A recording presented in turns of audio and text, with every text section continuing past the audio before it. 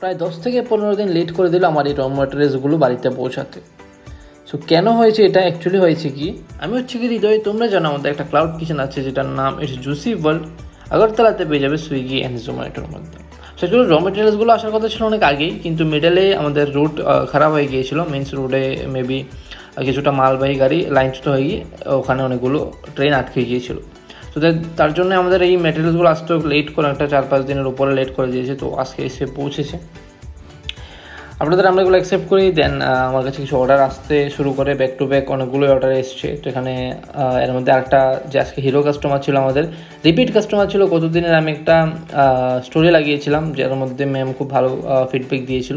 তো আজকেও ম্যামের কাছ থেকে আমাদের অর্ডার অ্যাকসেপ্ট হয়, যার মধ্যে ছিল loaded French fries, chicken grill sandwich, বার্গারের আইটেম ছিল 3টে, প্লাস ছিল কোল্ড কফি। অ্যান্ড আজকের রেটিংও খুব ভালো ম্যামের, তো থ্যাংক ইউ সো মাচ। প্রায় 10 থেকে 15 দিন লেট করে দিল আমার এই র